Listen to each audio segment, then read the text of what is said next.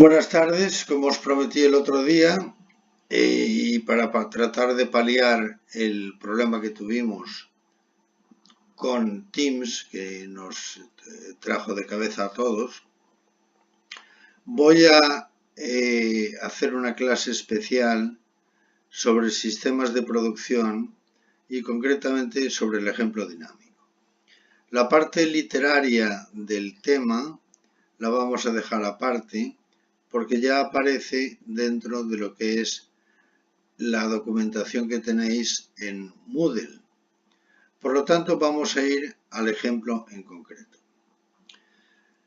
Vamos a estudiar el ejemplo dinámico de un sistema de producción que está constituido por una base de reglas, un motor de inferencia y la memoria activa, en donde la base de reglas contiene 7 reglas, que son R1, if X and Y, then Z, R2, if C and D, then G, R3, if E and V, then H, R4, if A and B, then C, R5, if F or G, then X, R6, if Z and B, then V, y R7, if E and C, then F. Partimos de la memoria activa siguiente. A, M sub 0 es igual a A, B, D, Y, E, que son datos del problema o hechos previamente demostrados, y H, que es una hipótesis sin confirmar, y por eso aparece entre paréntesis.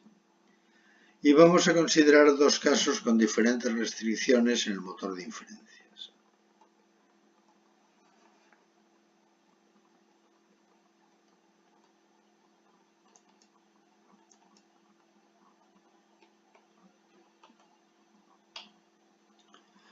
En primer lugar, consideraremos un encadenamiento progresivo con activación de todas las reglas que emparejen con la memoria activa.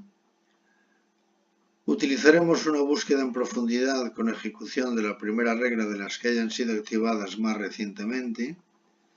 No ejecutaremos 2 veces la misma regla y la prueba de meta consistirá en que H pierda sus paréntesis, es decir, sea un hecho demostrado e incorporado a la memoria activa. El funcionamiento de este ejemplo es el siguiente. El emparejador examina los antecedentes de las reglas y selecciona aquellas que se corresponden con hechos y datos de la memoria activa. Se ejecutará la primera de las reglas activadas y el resultado se incorporará a la memoria activa. A continuación, se comprobará si en la memoria activa aparece H como hecho demostrado y en caso contrario se repetirá un nuevo ciclo hasta que encontremos la solución o bien todas las reglas hayan sido ejecutadas y no se haya llegado a la solución.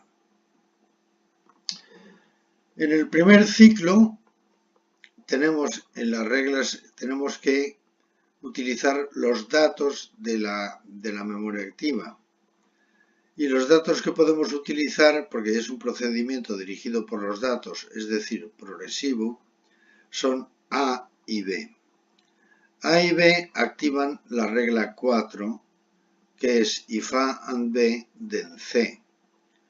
Esta regla activada concluye en C y además se puede ejecutar. Luego pasaría de la regla activada a la regla ejecutada y incluiría el nuevo dato, en este caso hecho porque ha sido inferido, el nuevo hecho C. A continuación ejecutamos la prueba de meta. ¿H pertenece a M1? Pues no, porque H sigue entre paréntesis. Por lo tanto, tenemos que continuar. Ahora vamos al ciclo 2. En el ciclo 2 resulta que se pueden activar las reglas R2 y R7, que son if C and D, then G, por una parte, if E and C, then F, por otra parte. Pero como el sistema funciona en profundidad, se ejecuta la primera de las reglas activadas, que es la regla 2, que se ejecuta en el ciclo 2 y resulta que aparece C and D en G, que se incorpora a la memoria activa. R7 sigue activada en el ciclo 2 sin ejecutar, lo cual nos da, si os fijáis, un punto de backtracking, puesto que el sistema va dirigido por los datos y es en profundidad. Realizamos la prueba de meta, H pertenece a M2, no, y continuamos. Seguidamente pasamos al ciclo 3, en donde la memoria activa es A, B, D, Y, E, H como hipótesis y C and G. La regla que se puede activar es la regla 5 en el ciclo 3, que es if F or G then X, con cualquiera de los elementos F or G podemos ejecutar la regla. Tenemos G en la memoria activa, luego concluimos X. Y la regla 5 pasa a la pila de reglas ejecutadas. R5 en el ciclo 3. Realizamos la prueba de meta, preguntamos si H pertenece a M3, como H no pertenece a M3 como hecho consolidado, continuamos y entonces pasamos al ciclo 4. En el ciclo 4 podemos activar con la memoria activa M3 la regla 1 que dice if X and Y then Z, puesto que tenemos X y tenemos Y. Luego se activa la regla 4, la regla 1 en el ciclo 4, se ejecuta y se incorpora la parte del consecuente de la regla 1, que es Z. Con lo cual se actualiza la memoria activa y entonces pasamos a la prueba de meta. ¿H pertenece a M4? Pues no. Continuamos. Vamos al ciclo 5. Y en el ciclo 5 tenemos que hacer el emparejamiento y vemos que la única regla que por la parte del antecedente se empareja es la regla 6, puesto que B y Z están en la memoria activa. Luego R6 se activa en el ciclo 5 y además se ejecuta, con lo cual concluye la consecuencia de la regla, la parte de consecuente, que es V. El motor de inferencias detecta un cambio en la memoria activa y realiza la prueba de meta. Y se pregunta, ¿H pertenece a M5? No. Pues continuamos. Y vamos a R6, al ciclo 6, en donde tenemos A, B, D, Y, E, H como hipótesis, C, G, X, Z y V. Y esto activa en el ciclo 6 a la regla 3, puesto que empareja con E y empareja con V. If E and V, then H. Por lo tanto, al ejecutar la regla 3 en el ciclo 6, H no puede estar simultáneamente como hipótesis y como hecho demostrado, pasa a ser un hecho demostrado, H pertenece a M6, sí, y terminamos. Con lo cual, el circuito inferencial que hemos conseguido es el siguiente. A y B, este angulito indica I, A y B da C, A y B son datos, C es un hecho inferido, C, que es un hecho inferido, se combina con D, que es un dato, para dar G, G da X, no F or G, puesto que el sistema nada más ha utilizado que G para inferir X. Aunque la regla sea OR, Esto indica que el sistema funciona con la primera de las cláusulas. X es un hecho inferido que se combina con Y, que es un dato, para inferir Z. Z, que es un hecho inferido, se combina con B, que es un dato, para inferir V. Y V se combina con E, que es un dato, para dar H. Y el sistema termina su ejecución. En contraposición con el ejemplo dinámico 1, que era un encadenamiento adelante con ejecución de la regla activada más recientemente, vamos a hacer ahora mismo con el mismo base de reglas y la misma memoria activa inicial, un encadenamiento regresivo con activación de todas las reglas que emparejen con la memoria activa, con una búsqueda en anchura exhaustiva. No ejecutaremos dos veces la misma regla y terminaremos cuando H sea un hecho demostrado e incorporado a la memoria activa. El funcionamiento del sistema es el siguiente. El emparejador examinará las conclusiones de las reglas y seleccionará aquellas que correspondan a la hipótesis de la memoria activa, es decir, irá desde el consecuente hacia el antecedente, es decir, de la parte then a la parte if. De este modo se van a ir generando subhipótesis que irán incorporándose en la memoria activa y este proceso se denomina retropropagación. La idea es, tengo que conseguir H, pero para conseguir H necesito conseguir D y C. D lo tengo, pero C no. Entonces C es una nueva hipótesis. Y así sucesivamente. Una vez que la retropropagación ha concluido, comienza la fase de ejecución. De forma que en la fase de ejecución, las correspondientes conclusiones son inferidas a través de un proceso hacia adelante y por lo tanto la hipótesis inicial podría ser verificada. Esta situación ocurre cuando una regla es directamente ejecutable y por lo tanto su conclusión puede ser establecida. Vamos a ver cómo funciona esto. Tenemos la memoria activa anterior, A, B, D, Y, E y H como hipótesis que tenemos que investigar. Ahora el proceso, en vez de empezar por los datos, como hacíamos antes, empezamos por los objetivos, H.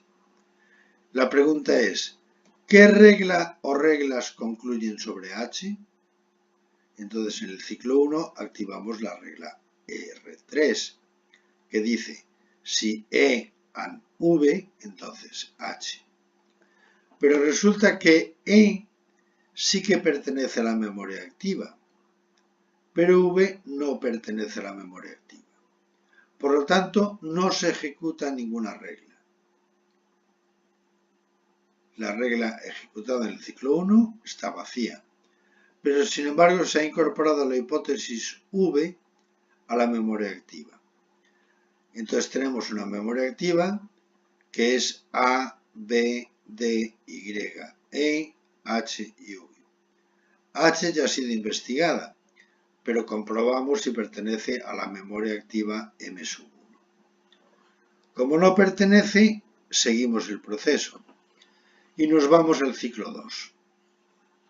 Resulta que para verificar V como nueva hipótesis de trabajo, tenemos que activar la regla R6, que dice if Z and B, then V. B lo tenemos en la memoria activa, pero Z no está en la memoria activa.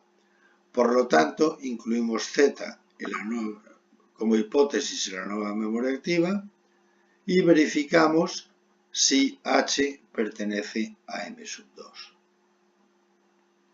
Como no pertenece, continuamos el proceso. Y vamos al ciclo 3. La nueva hipótesis será Z, Por lo tanto, esta z en el consecuente activa la regla R1, que dice if x and y then z. Y pertenece a la memoria activa M2, pero X no pertenece a la memoria activa X2.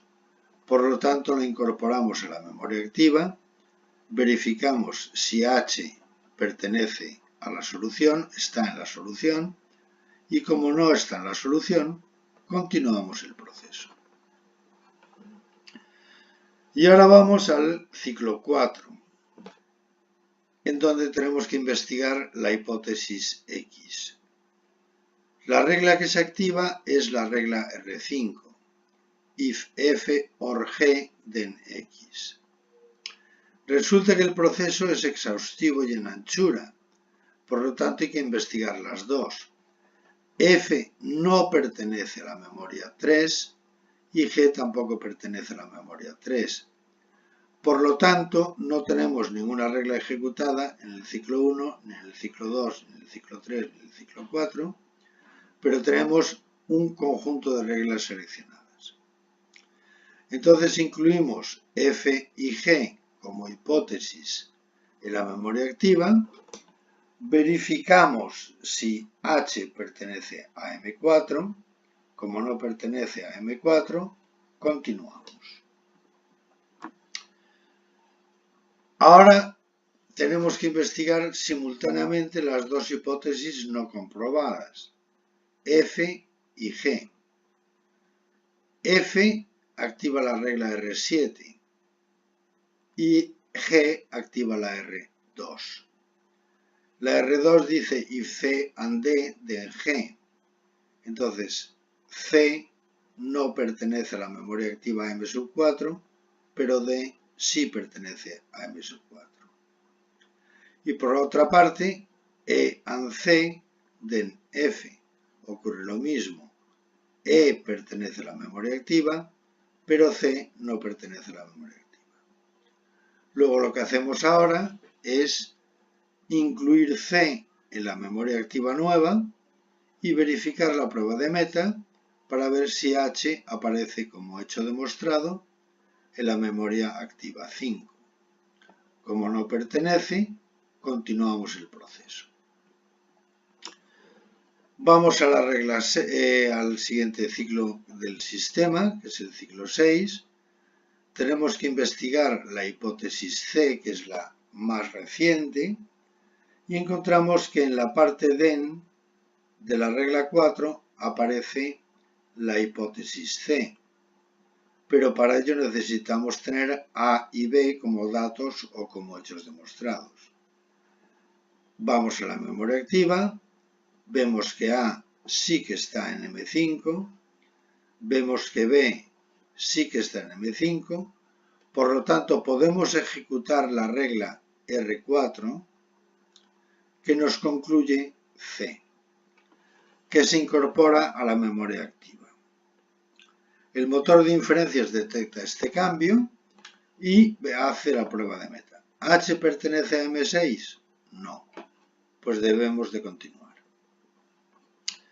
Pero, sin embargo, ahora hay un cambio en la dirección del proceso, porque hemos confirmado una hipótesis que era C entre paréntesis y la hemos convertido en un hecho demostrado. Por lo tanto, finaliza el proceso evocativo, ya que no aparece ninguna hipótesis nueva. La confirmación de una hipótesis como hecho invierte la dirección del proceso. Voy a beber un poco de agua.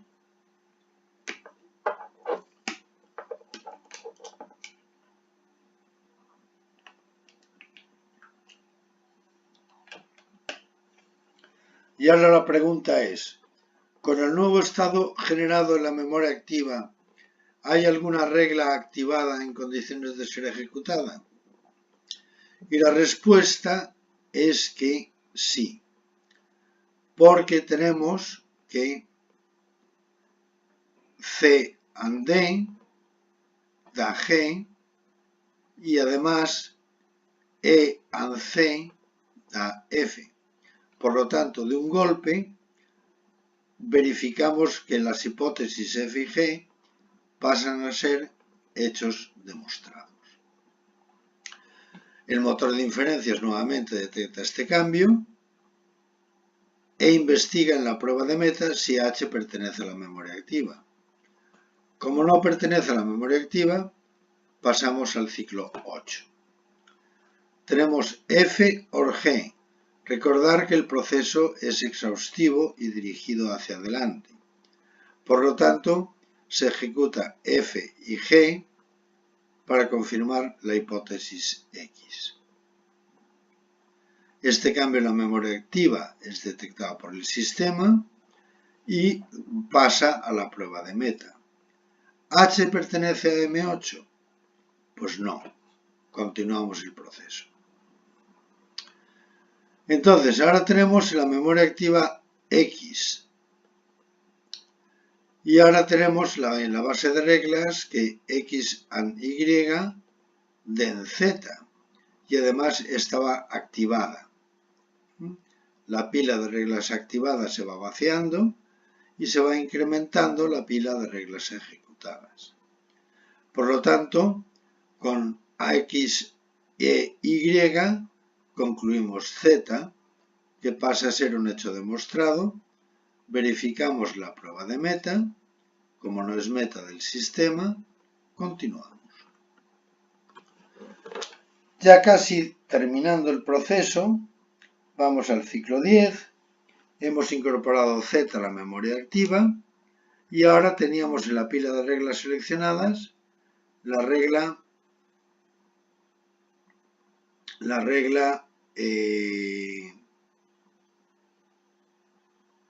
perdón un momentito, la regla 6, que es C and B den V. Por lo tanto, esta regla se puede ejecutar, se ejecuta, se vacía de la pila de reglas seleccionadas, se incluye en la pila de reglas ejecutadas y se establece el hecho V. Se realiza la prueba de meta. Como H no pertenece a M10, continuamos el proceso. Y finalmente, con V en el sistema, tenemos que E and V den H, que todavía estaba activada por ser una hipótesis entre paréntesis, se ejecuta la regla R3, se concluye H como hecho demostrado y se verifica que es meta del sistema. Con lo cual, terminamos el proceso. Fijaros que hay dos fases diferentes en el proceso evocativo o regresivo. El primer proceso es lo que se llama fase de retropropagación, donde la pregunta es, ¿H es solución? No. Entonces voy hacia el antecedente. Necesito E, pero E lo tengo. Pero V no lo tengo.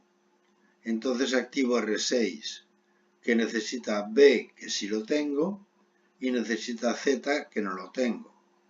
Entonces se activa R1, que necesita Y, que sí que lo tengo, y necesita X, que no lo tengo, que activa a su vez R5, que necesita F y G. No tengo ninguna de las dos, por lo tanto se activa la regla R7 y la R2. La R7 necesita E, que sí lo tengo, y C, que no lo tengo. Y la regla 2 necesita C, que no lo tengo, y D, que sí lo tengo. Por lo tanto, la nueva hipótesis es C, que activa la regla R4, que busca los antecedentes A y B. Pero A y B sí lo tengo. Entonces, a partir de ahora, A y B concluye C, C y E concluye F, C y D concluye G, F OR G, aquí hay un error, esto es un OR, F OR G concluye X, X and Y concluye Z, Z and B concluye V, y V and E concluye H. Y esto se llama la cascada inferencial o fase de ejecución. En cualquier caso, esto se puede resumir en un ciclo básico de sistemas de producción que está constituido por la fase de decisión o selección de reglas, la fase de acción o ejecución de las reglas ejecutadas, y esto ya lo podéis ver vosotros en las transparencias que os he dejado. Espero que esto sirva para aclarar el inconveniente que tuvimos el último día en clase. Muchas gracias y buenas tardes.